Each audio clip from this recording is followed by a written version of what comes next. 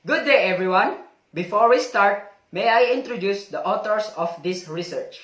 The research team is composed of 6 authors and all are third-year forensic science students. The authors are Donita Oyammi, 21 years old from Mountain Province and currently staying at Tuba Benguet. Joel Kasem, 21 years old from La Trinidad Benguet and currently staying at Gutlay Lubas. Jeter Lulo Alawas, 21 years old from La Trinidad Benguet and currently staying at Wangal Housing. Milandre Lebag, 21 years old from Sablan Benguet and currently staying at Cabinet Hill, Baguio City. Miller Malateo, 21 years old from Sagadam Mountain Province and currently staying at Pingat, Baguio City. And last but not the least, Nisi Sante, 21 years old from Bugyas Benguet and currently staying at East Quirino Hill, Baguio City. Our research is entitled The Role of Social Media in the Rapid Growth of the Cybercrime Threats in the Philippines. Materials and methods. Our research design and methodology. We use the descriptive method in this study. As for the respondent, we obtain their responses through online surveys with the use of social media platforms such as Facebook. Some questions included in the online survey were: have they experienced being attacked online? What are their personal opinions regarding the possibility of cybercrimes being stopped if social medias were not available? And their awareness of the Cyber Prevention Act of 2012. For the population and locale of the study, our respondents are internet users who reside in Baguio, La Union, Nueva Vizcaya, and Quezon. Our target population were 100 participants of different age groups, and 5 participants are willing to take up the online survey where we have 105 participants total in all. And why student is a good target for this research? Students are more prone to social medias or the internet where they use it for their online class, businesses, or other matters. Hello everyone.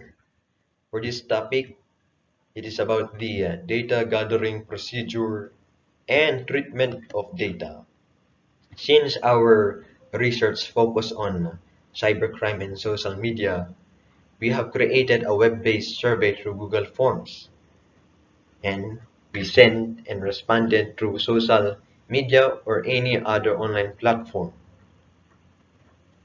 Since it is the pandemic, it is easier for us to send our survey, and it requires less time, provide faster results, and it is easy to be used by the respondents since they can choose when to start and fill out the survey at their own pace. Here below is the link with the online survey we created and sent to the participants. The distribution of the Google Form surveys was made by creating a Facebook post with the survey link attached to it. And with this, it is easier for the participants and respondents to access the survey. Yet we still consider the consent of the respondents, whether or not they wanted to take part of the study. So we start sending the link on November 5 up to November 6. In that period of time, we obtained 21 responses.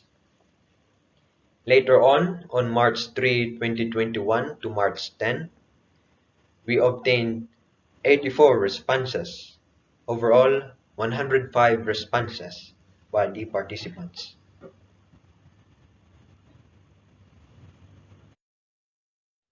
Treatment of data. With all the responses given by the respondents of their opinion their experiences, and awareness of the cybercrime. It was presented through a bar graph which is shown in the preliminary results section.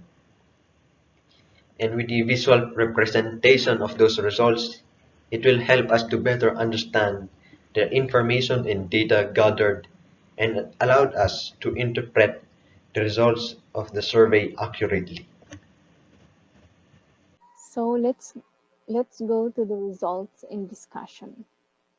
In here, we were able to measure the cybercrime awareness of the target audience, which are both male and female respondents. As shown here in the pie chart, female respondents have a greater percentage than the male.